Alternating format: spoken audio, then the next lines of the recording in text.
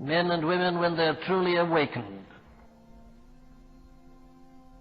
begin to realize that there is nothing which is so serious as to be without the presence of God. Do you get its full force? God was sending them to the promised land. God was saying, go up. I've promised you the land of Canaan. I'm going to give it you. You shall go to the land flowing with milk and honey. I'll send my angel before you to destroy these enemies, these Amorites, these Hittites, Perizzites, Canaanites, Hivites, and Jebusites. Go on. Go up to your promised land. I've brought you out of the captivity of Egypt. I'm sending you on. Go ahead. Lead them, Moses. I'll send an angel with you. And the people said, no. If you're not coming with us, we don't want to go.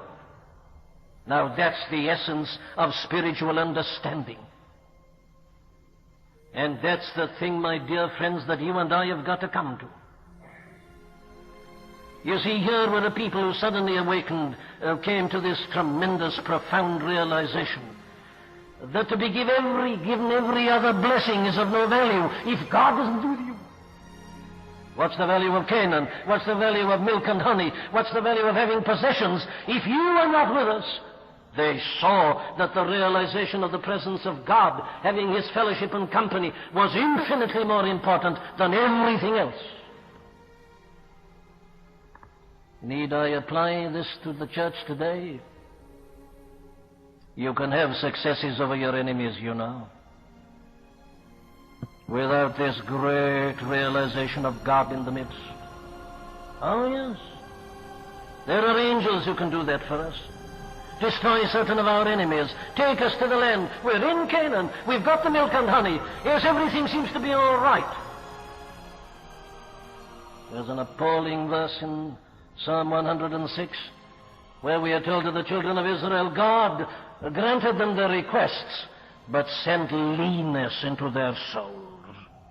You can have an outward prosperity and affluence. The church may seem to be doing remarkably well. Good finances, good figures, successes, conversions, enemies defeated, everything going well. And the newspapers report it. The Christian newspapers report it. It all seems to be marvelous. But the appalling question I ask is this: is God in the midst? Is He really amongst us? Are we aware, as we should be, of His glorious presence? That's the thing that got these people. And what they said, in effect, was, Canaan's no use to us. Milk and honey are of no value. We're not interested in these enemies. We want you. Oh, says the psalmist, it is for Thee I cry out as the hart panteth after the water brooks. So panteth my soul after Thee, O God. He's not after blessings, He's after God, the living God. Yes, says Paul, oh, I've been a successful evangelist, I've done so much, but oh, I'm not satisfied, that I might know Him and the power of His resurrection and the fellowship of His sufferings. No, they said, we can't go on without You. The presence of God is essential. They came to that realization. And as I say, their realization was that no outward prosperity and no type of success can compensate for the absence of God. What shall it profit a man though he gain the whole world and lose his own soul?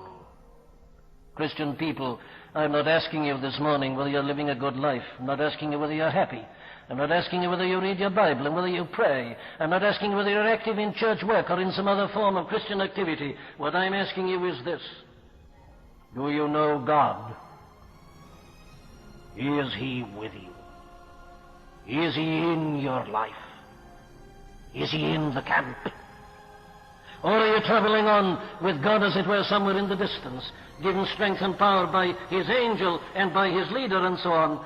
But the question is, what of you in your personal relationship and your personal dealings?